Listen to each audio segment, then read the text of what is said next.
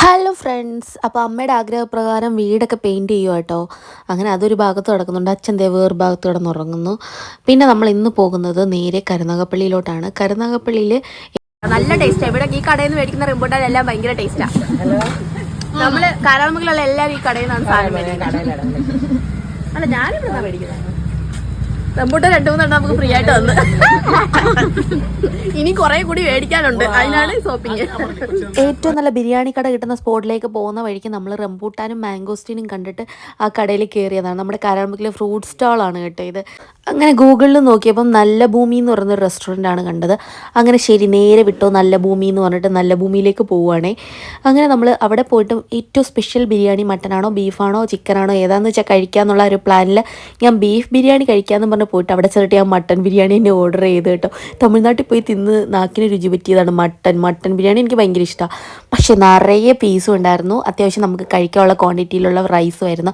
അവളിതേ ഊണാണ്, അവൾക്ക് ഊണാണ് വേണ്ടത്. ഉച്ച കണ്ടു കഴിഞ്ഞാൽ അവൾക്ക് ഊണാണ് വേണ്ടത്. അങ്ങനെ ഞാൻ മട്ടൻ ബിരിയാണി മേടിച്ചു. നല്ല എന്താ പറയുക, നല്ല ടേസ്റ്റ് ഉണ്ടായിരുന്നു കേട്ടോ. ഇതിന് ഞാനൊരു 10-ൽ ഒരു 9 മാർക്ക് കൊടുക്കാം.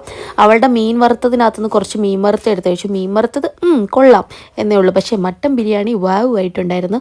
ഞാൻ ഇതിന് മുന്നേ പോയി ഒരു മട്ടൻ ബിരിയാണി കഴിച്ചായിരുന്നു. എനിക്ക് അതിനേക്കാട്ടും ഇഷ്ടപ്പെട്ട മട്ടൻ ബിരിയാണി ഇവിടുത്തെ മട്ടൻ ബിരിയാണി. ഞാൻ മൊത്തം കഴിച്ചു. ഞാൻ സാധാരണ മട്ടൻ ബിരിയാണി ഫുള്ള് കഴിക്കുന്നതല്ല. അങ്ങനെ തിരിച്ച് ഞാൻ മഴയൊക്കെ നനഞ്ഞ് വരുവാണേ. ഭയങ്കര മഴയായിരുന്നു തിരിച്ചു വരുമ്പം. അതൊരു വൈബായിരുന്നു. ഇതൊരു വൈബല്ലേ. മഴ പെയ്ത നനയണം. ആൾക്കാരൊക്കെ നമ്മളെ നോക്കി അന്തം വിട്ട് കുന്തം മുഴുങ്ങി ഇപ്പോണ്ട്. മഴ പെയ്താൽ നനയണം, കുറച്ച് മഴയൊക്കെ നനഞ്ഞ് എക്സ്പീരിയൻസ് ചെയ്യണം. മനുഷ്യനല്ലേ പിള്ളേ.